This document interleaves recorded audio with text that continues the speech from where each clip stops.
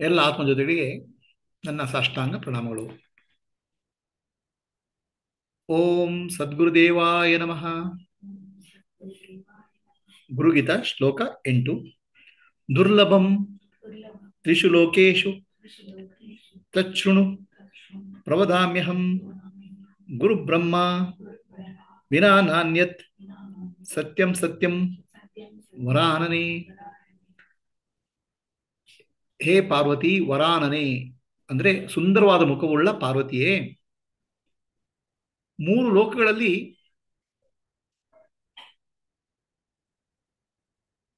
ಗುರು ಗುರು ಅನ್ನೋ ನಿಜವಾದ ಗುರು ಸದ್ಗುರುವನ್ನ ಪಡೆಯುವುದು ಬಹಳ ಕಷ್ಟ. ಯಾಕಂದ್ರೆ ಗುರು ಬ್ರಹ್ಮನೇ, ಇದು ಸತ್ಯ, ಇದು ಸತ್ಯ. ಇಲ್ಲಿ ಶಿವ ಮತ್ತು ಪಾರ್ವತಿ ಮಧ್ಯೆ ಸಂವಾದ ನಡೀತಾ ಇದೆ. ಶಿವ ಪಾರ್ವತಿ ಶಿಷ್ಯಳಾಗ್ತಾಳೆ, ಶಿವ ಗುರು ಆಗ್ತಾನೆ. ಇದು ಗುರು ಶಿಷ್ಯರ ಸಂವಾದ. ಆದಿಗುರುವಾದ ಶಿವ ಪ್ರಥಮ ಶಿಷ್ಯೆಯಾದ ಪಾರ್ವತಿಗೆ ಸಂಬೋಧನೆ ಮಾಡಿ ಹೇಳ್ತಿದ್ದಾರೆ. ವರಾನನೆ ಅಂದ್ರೆ ಸುಂದರವಾದ ಮುಖವುಳ್ಳವಳೇ ಅಂತ ಹೇಳ್ತಾರೆ. ಇದು ಗಂಡನಾಗಿ ಹೆಂಡತಿ ಹೇಳ್ತಾ ಇರೋದಲ್ಲ, ಸುಂದರವಾದ ಮುಖ ಉಳ್ಳ ಅಂತ. ಸುಂದರವಾದ ಮುಖ ಅಂದ್ರೆ ಮುಖ ಅನ್ನೋದು ಜೀವಾತ್ಮನನ್ನ ಪ್ರತಿಫಲಿಸ್ತದೆ. ಒಳ್ಳೆ ಹೃದಯ ಇದ್ದಾಗ ಆ ಮುಖದಲ್ಲಿ ಒಂದು ಕಳೆ ಇರ್ತದೆ. ಒಳ್ಳೆ ಹೃದಯ ಅಥವಾ ಒಳ್ಳೆ ಜೀವ, ಒಳ್ಳೆ ಒಳ್ಳೆ ಜೀವ, ಸಾತ್ವಿಕ ಜೀವ ಆದ್ರೆ ಆ ಮುಖದಲ್ಲಿ ಒಂದು ಕಳೆ ಇರ್ತದೆ, ಆನಂದ ಇರ್ತದೆ. ಮುಖ ಅನ್ನೋದು ಜೀವಾತ್ಮನ ನೋಡ್ಲಿಕ್ಕೆ ಒಂದು ಕನ್ನಡಿ. ಒಳಗೆ ಸಂತೋಷ ಇದ್ದಾಗ ಮುಖದಲ್ಲಿ ಸಂತೋಷ ಇರ್ತದೆ, ಒಳಗಡೆ ದುಃಖ ಇದ್ದಾಗ ಮುಖದಲ್ಲಿ ದುಃಖ ಕಾಣ್ತದೆ. ಸೊ ಹಾಗಾಗ್ಬಿಟ್ಟು ವರಾನನೆ ಅಂದ್ರೆ ಸುಂದರವಾದ ಮುಖ. ಅಂದ್ರೆ ಯಾಕೆ ಸುಂದರವಾಗಿ ಅವಳು? ಒಳಗಡೆ ಒಳ್ಳೆ ಜೀವಿ, ಆಧ್ಯಾತ್ಮಿಕ ಜೀವಿ, ಆಧ್ಯಾತ್ಮಿಕವಾಗಿ ಬಹಳ ಮುಂದುವರಿದಂತ ಜೀವಿಯಾಗಿ ಸುಂದರವಾದ ಮುಖ ಉಳ್ಳೋಳೆ. ಅದಕ್ಕೋಸ್ಕರ ನೀನು ಪ್ರಶ್ನೆಗಳನ್ನು ಕೇಳ್ತಾ ಇದೀಯಾ ಅಂತ ಶಿಷ್ಯ ಗುರು ಶಿವ ಶಿಷ್ಯನಾದ ಪಾರ್ವತಿಯನ್ನು ಹೊಗಳ್ತಿದ್ದಾನೆ, ಹೆಂಡತಿಯನ್ನಲ್ಲ. ದುರ್ಲಭಂ ತ್ರಿಷು ಲೋಕೇಶು, ಮೂರು ಲೋಕಗಳಲ್ಲಿ ಒಬ್ಬ ಗುರು ಸಿಗೋದು ಕಷ್ಟ, ಸದ್ಗುರು ಸಿಗೋದು ಕಷ್ಟ ಅಂತ. ಈ ಮೂರು ಲೋಕ ಅಂದ್ರೆ ಭೂಲೋಕ, ಭೂವರ್ಲೋಕ, ಸುವರ್ಲೋಕ ಅಂತ ಮೂರು ಲೋಕಗಳು. ನಿಜವಾಗಿ ಮೂರು ಲೋಕ ಅಂತ ಹೇಳಿದಾಗ 14 ಲೋಕಗಳು ಬಂದ್ಬಿಟ್ಟು: ಭೂಲೋಕ, ಭೂವರ್ಲೋಕ, ಸುವರ್ಲೋಕ, ಮಹರ್ಲೋಕ, ಜನಲೋಕ, ತಪೋಲೋಕ, ಸತ್ಯಲೋಕ, ಮೇಲಲೋಕಗಳು, ಅತಳ, ವಿತಳ, ಸುತಳ, ತಳಾತಳ, ರಸಾತಳ, ಪಾತಳ, ಕೆಳಗಿನ ಲೋಕಗಳು. 14 ಲೋಕಗಳ ಬಗ್ಗೆ ಹೇಳಿದ್ರು.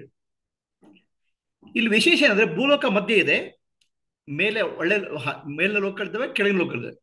ಮೇಲಿನ ಲೋಕದಲ್ಲಿ ಸುಖ ಜಾಸ್ತಿ, ಒಳ್ಳೆ ಪುಣ್ಯ ಮಾಡಿದ್ರೆ ಮೇಲಿನ ಲೋಕ ಆಗುತ್ತೆ, ಸುಖ ಪ್ರಾಪ್ತಿ ಜಾಸ್ತಿ. ದುಃಖ, ಕೆಟ್ಟ ಕೆಲಸ ಮಾಡಿ ದುಃಖ ಪ್ರಾಪ್ತಿಯಾಗಿ ಕೆಳಗಿನ ಲೋಕಕ್ಕೆ ಹೋಗ್ತಾರೆ.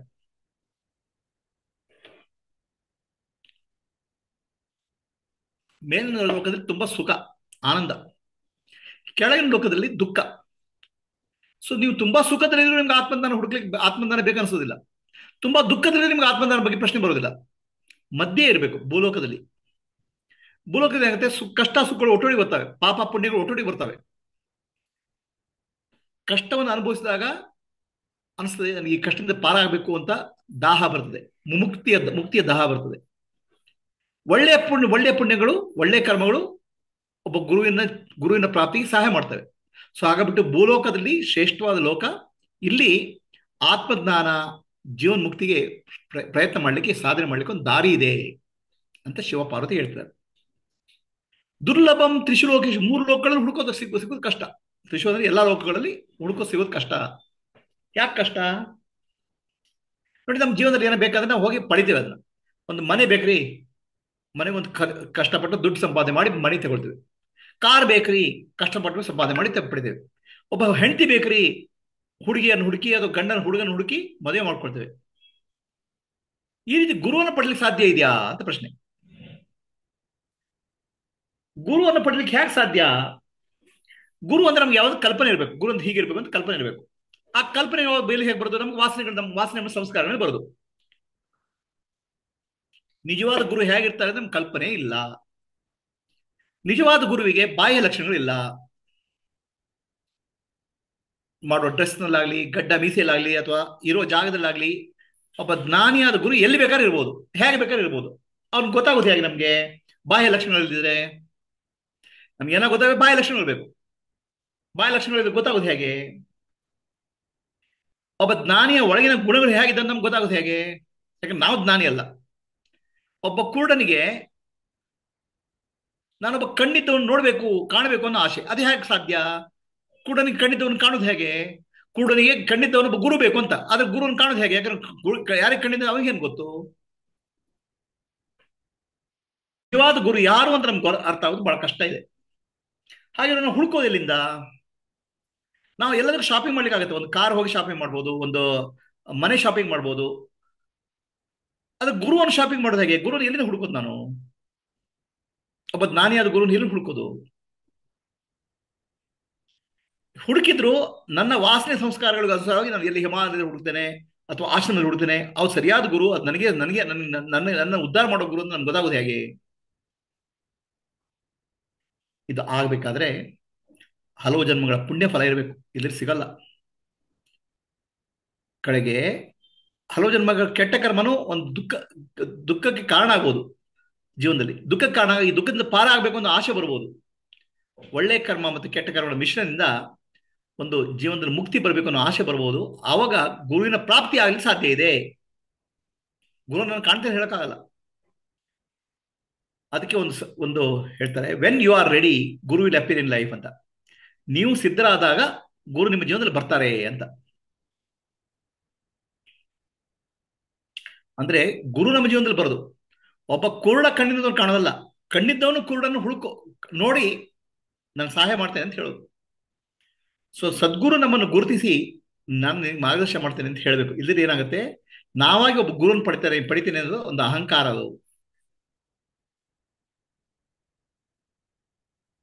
ನಿಜವಾಗಿ ಅಂದ್ರೆ ಸದ್ಗುರು ನಮ್ಮ ಜೀವನದಲ್ಲಿ ಬರ್ತಾರೆ ಯಾವಾಗ ನಾನು ತಯಾರಾದಾಗ. ನಾನ್ ತಯಾರಾಗೋದೇನು? ಗುರುವನ್ನು ಕಾಣ್ಲಿಕ್ಕೆ ನಾನು ನನ್ನ ಸಾಧನೆ ಮಾಡಬೇಕು. ನನ್ನ ಚಿತ್ತಶುದ್ಧಿ, ನನ್ನ ನನ್ನ ಕೈಲಾದಷ್ಟು ಸಾಧನೆಗಳು ಗುರುವನ್ನು ಕಾಣ್ಲಿಕ್ಕೆ ಅಷ್ಟೇ. ಗುರುವಿಗೆ ಶಿಷ್ಯನಾಗ್ಲಿಕ್ಕೆ ಯೋಗ್ಯತೆ ಪಡಿಲಿಕ್ಕೆ ಅಷ್ಟೇ. ಇದಕ್ಕೆ ಸಾಧನೆ ಅಂತ ಹೇಳುದು.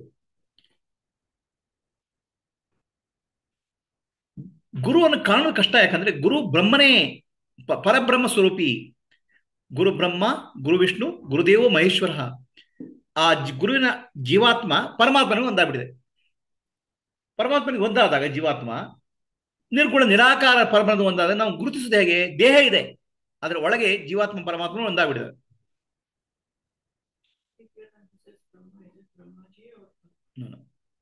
ಬ್ರಹ್ಮ ಶಬ್ದಕ್ಕೆ ಮೂರು ಅರ್ಥಗಳಿದ್ದಾವೆ. ಬ್ರಹ್ಮ ಶಬ್ದಕ್ಕೆ ಅರ್ಥ ಪರಬ್ರಹ್ಮ ಅಂತ ಅರ್ಥ. ಪರಬ್ರಹ್ಮ ಅಂದ್ರೆ ನಿರ್ಗುಣ ನಿರಾಕಾರ, ಎಲ್ಲದಕ್ಕೆ ಮೀರಿದ ಪರಬ್ರಹ್ಮ, ಅದು ಗುರುವಿನ ಸ್ವರೂಪ. ಗುರು ಬ್ರಹ್ಮ ಅಂತ ಹೇಳಿದ್ರೆ ಸಗುಣ ಬ್ರಹ್ಮ ಕೂಡ. ಸಗುಣ ಬ್ರಹ್ಮ ಅಂದ್ರೆ ಆ ನಿರ್ಗುಣ ನಿರಾಕಾರ ಬ್ರಹ್ಮ ಸಗುಣ ರೂಪದಲ್ಲಿ ಬಂದು ಪಾಠ ಕಲಿಸ್ಲಿಕ್ಕೆ, ಟೀಚಿಂಗ್ ಮಾಡ್ಲಿಕ್ಕೆ ಬಂದಿರೋ ರೂಪ ಕೂಡ ಹೌದು. ಅದಕ್ಕೆ ಸಗುಣ ಬ್ರಹ್ಮ ಅಂತೇಳಿ. ಇಲ್ಲಿ ಬ್ರಹ್ಮ ಅಂದ್ರೆ ನಿರ್ಗುಣ ಬ್ರಹ್ಮ, ಸಗುಣ ಬ್ರಹ್ಮ. ಬ್ರಹ್ಮ ಅಂದ್ರೆ ಬ್ರಹ್ಮ ಶಬ್ದ ಅರ್ಥ ತೆಗೋಬೇಕಾಗಿಲ್ಲ. ಸಗುಣ ಬ್ರಹ್ಮ ಅಂದ್ರೆ ಬ್ರಹ್ಮ ವಿಷ್ಣು ಮಹೇಶ್ವರ ಮೂರು ಸೇರಿ ಸಗುಣ ಬ್ರಹ್ಮ. ಈಶ್ವರನಿಗೆ ಸಗುಣ ಬ್ರಹ್ಮ ಅಂತ ಹೇಳುದು. ಬ್ರಹ್ಮ ವಿಷ್ಣು ಮಹೇಶ್ವರ. ಗುರು ಸಗುಣ ಬ್ರಹ್ಮನ ರೂಪದಲ್ಲಿ ಜ್ಞಾನಕ್ಕೆ ದಾಹ ಮಾಡ್ತಾನೆ, ಅದಕ್ಕೆ ಬ್ರಹ್ಮ ಅಂತ ಹೇಳುದು, ಬ್ರಹ್ಮಾಜಿ ಅಂತ ಹೇಳುದು. ವಿಷ್ಣುವಿನ ರೂಪದಲ್ಲಿ ಜ್ಞಾನದ ರಕ್ಷಣೆ ಮಾಡ್ತಾನೆ, ಅದಕ್ಕೆ ವಿಷ್ಣು ಅಂತ ಹೇಳುದು. ಶಿವನ ರೂಪದಲ್ಲಿ ಅಜ್ಞಾನ ನಾಶ ಮಾಡ್ತಾನೆ, ಅದಕ್ಕೆ ಶಿವ ಅಂತ ಹೇಳುದು. ಈ ಮೂರು ಸೇರಿ ಬ್ರಹ್ಮ ವಿಷ್ಣು ಮಹೇಶ್ವರ ಸೇರಿ ಈಶ್ವರ ಅಂತ ಹೇಳ್ತೇವೆ. ಆ ಈಶ್ವರನ ಸಗುಣ ರೂಪ ಗುರು ಅಂತ ಹೇಳ್ತೇವೆ. ಈಶ್ವರೋ ಗುರು ಆತ್ಮೇತಿ, ಈಶ್ವರನೇ ಗುರುವಿನ ರೂಪದಲ್ಲಿ ಬರ್ತಾರೆ ಅಂತ. ಆ ನಿರ್ಗುಣ ನಿರಾಕಾರನ್ನು ಕಾಣ್ಲಿಕ್ಕೆ ಆಗುದಿಲ್ಲ. ಸಗುಣ ಸಾಕಾರನ್ನು ಕಾಣ್ಬೇಕಾದ್ರೆ ನಮ್ಗೆ ಗೊತ್ತಿಲ್ಲ ಯಾರಂತ. ಇದು ನಮ್ಮ ಸಮಸ್ಯೆ.